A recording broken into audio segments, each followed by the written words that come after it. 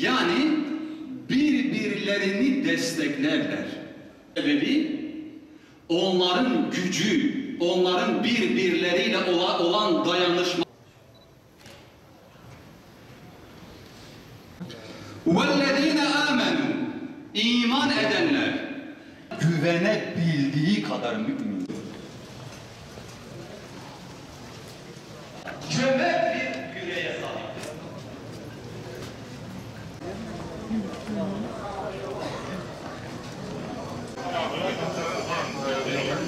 Ve silah ticaretini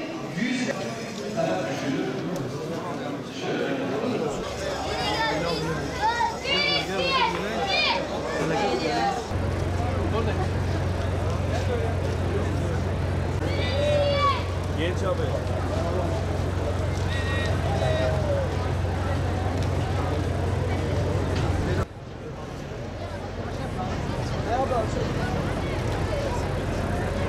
Filistin, Ahmet, omuz omuza. Filistin, Ahmet, omuz omuza.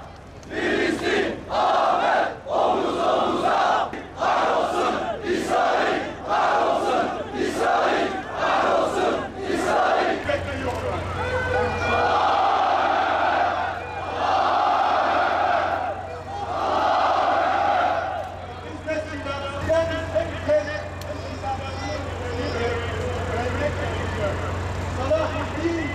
Alimler günleri, bilgiler, milletlerine kitapları dinlemi öğretsinler.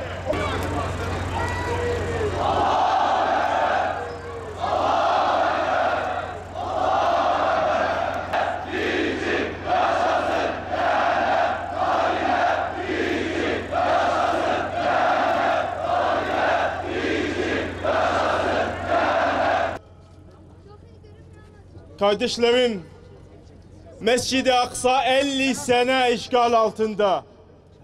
50 sene geçti. Ve biz ne yaptık? Mescid-i Aksa Filistin halkı için değil. Mescid-i Aksa bütün Müslümanlar için. Mescid-i Aksa sizindir. Ama 50 sene Mescid-i Aksa işgal altında ve biz ne yaptık? Sizin dedeniz Salahaddin el-Eyyubi 1000 sene önce Mescid-i Aksa Haçlilerden kurtardı. Mescid-i Aksa fethetmeden önce Salahaddin Diyarbakır'a geldi. Mardin'e geldi. Bu bölge hepsi dolaştı ne için? Mücahidler toplamak için. Biz Allahu Ekber! Allahu Ekber! Allahu Ekber! Biz Mescid-i Aksa fethetmek için hazır mıyız? Hazır! Biz Mescid-i Aksa fethetmek için hazır mıyız? Hazır! Biz Mescid-i Aksa nasıl fethedeceğiz? Bugün hiçbir devlet, hiçbir millet Mescid-i Aksa silah göndermedi. Mescid-i Aksa fethetmek için ordular gerekiyor. Ama bütün Müslüman ordular birbirine savaşıyorlar.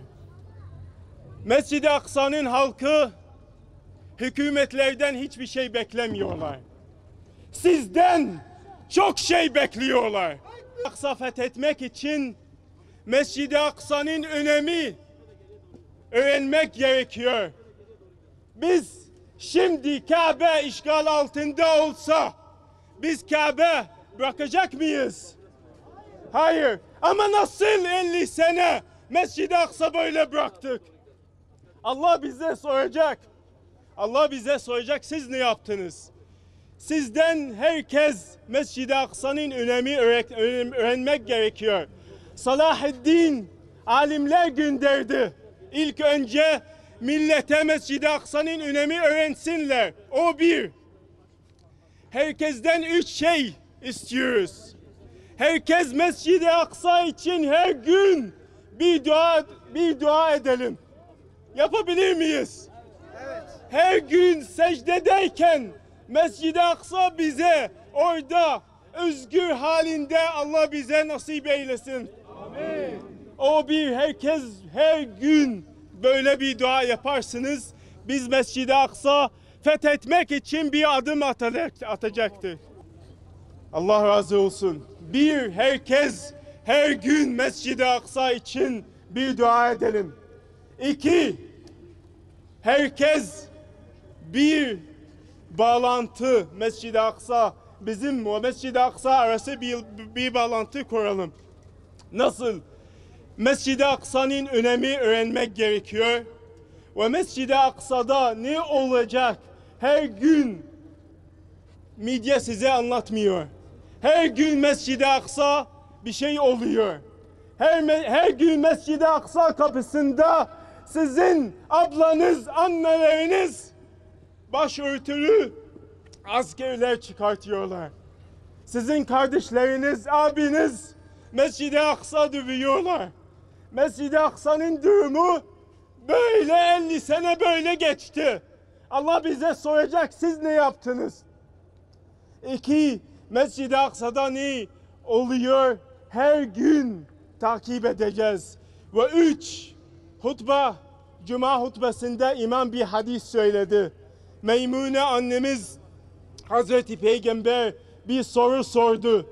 Mescid-i Aksa bize, Beytül Makdis'e bize fetva verin Hazreti Peygamber. Onun sonunda bir şey söyledi. Herkes bir hediye göndersin. Çünkü kim bir hediye gönderirse Mescid-i Aksa'ya namaz sevabı alacak.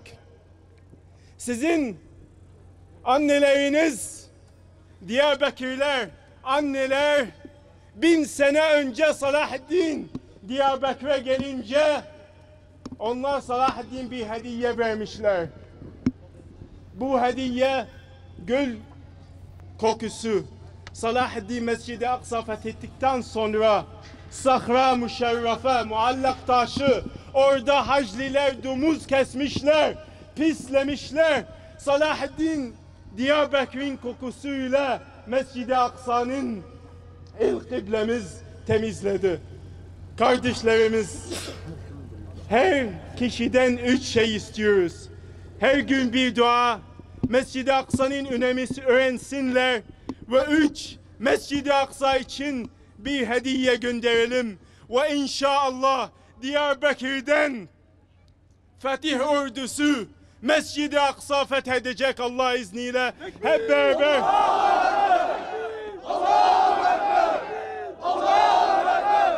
Hep beraber Salahaddin torunuyla Mescid-i Aksa yakın bir zamanda fethedeceğiz. Vesselamu aleyküm ve rahmetullahi ve berekatuhu.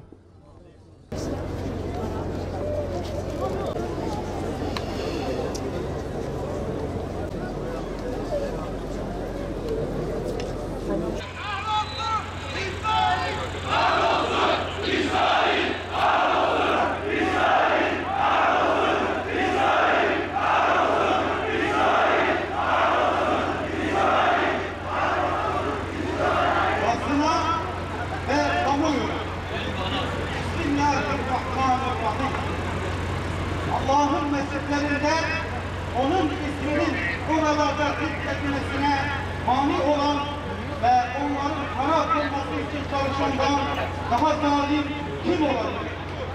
Onlar oralara, yani mescitlere ancak korkarak girebilirler. Onlar için dünyada bir rezillik ve yine onlar için ahirette de pek büyük bir azap vardır. Bakara Suresi 114. ayet.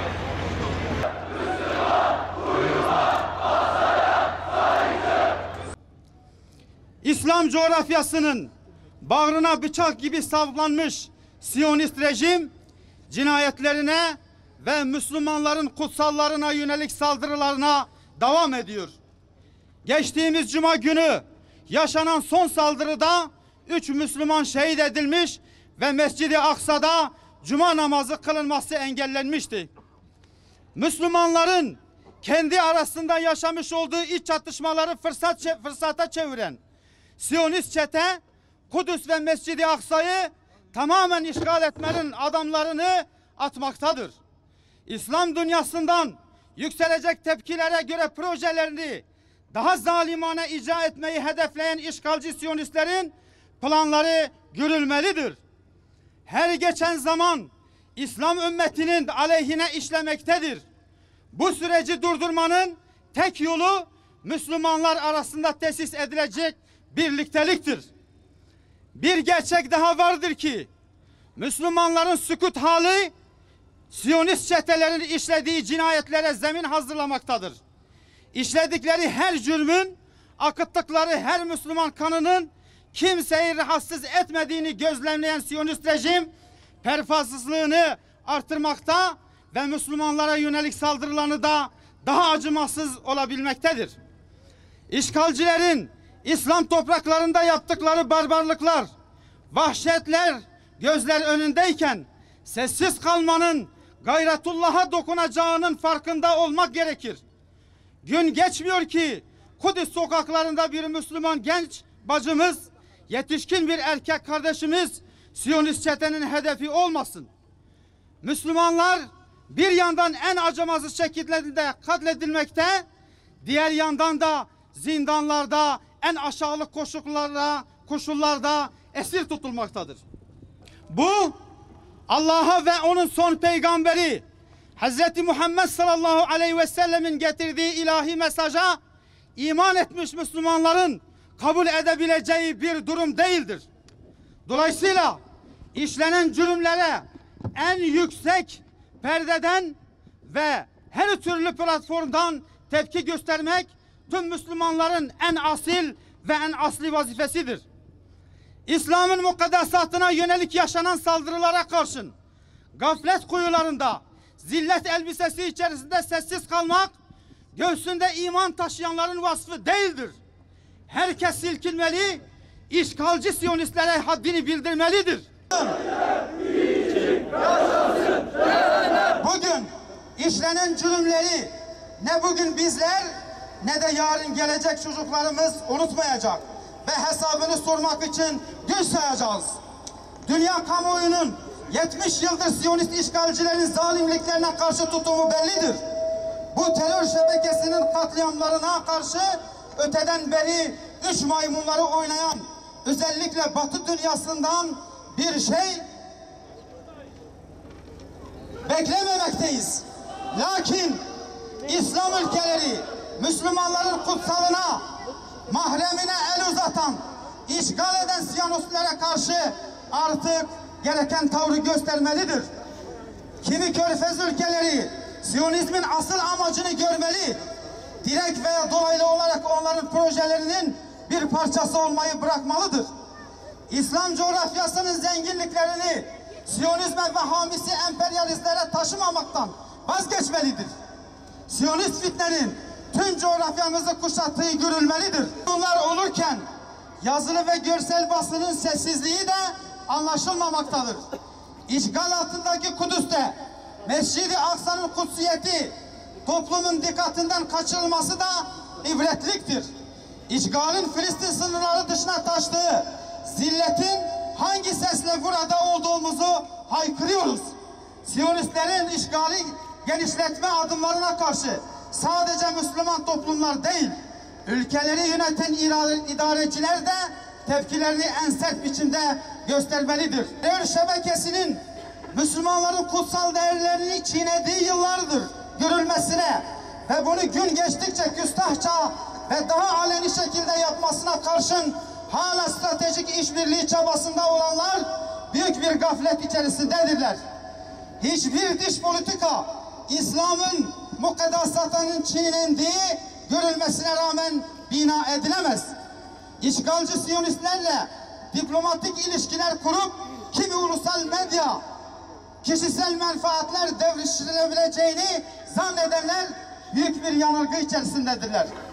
Sen onların dinlerine tabi olmadıkça Yahudi ve Hristiyanlar asla senden hoşnut olmazlar. İlahi ikazı ortadayken hakim kalacak girişimler, beyhude adımlar atılmamalıdır. Bu yanlış, hatalı adımların bedelini başta Müslüman Filistin halkı olmak üzere tüm İslam dünyasının ödediği bilinmelidir. Meşru olmayan, bilakis işgalci olan Siyon çetesinin amaçlarına hizmet edecek olan tüm siyasi ve ekonomik ilişkiler kesilmelidir. Diyarbakır'dan Müslüman kamuoyuna da hem hatırlatmada hem uyarı hem de bir çağrıda bulunuyoruz. Siyonist terör şebekesi 70 yıldır İslam coğrafyasındaki sorunların akan kanın ve gözyaşının ana sebebidir. Fitne tohumlarıyla oluşturduğu tefrikalardan rant devşiren, Müslüman kanı üzerinden kendine refah bina eden bu çeteye karşı güçlü, caydırıcı ve en etkin tepkimizi ortaya koyun. Bu habis urun vücudumuzdan sökülüp atıldığı gün özgür olacağımız, kardeşliğimizin pençeleşeceği gün olacaktır. Bu umut ve beklentinin gerçekleşmesi hepimizin tek bir yumruk olmasıyla sağlanacaktır. Evlerinde rahat oturanlar ve olup bitene duyarsız kalanlar muhakkak bir gün Siyonist virüsün kurbanı olacaklardır. Bu nedenle virüs tüm Müslüman kardeşlerimizin, İslam ümmetinin dul bırakılan kadınlarının, yetim ve öksüz bırakılan çocuklarının bizden beklentisi budur. Davamızın sonu Allah'a hamd etmektir.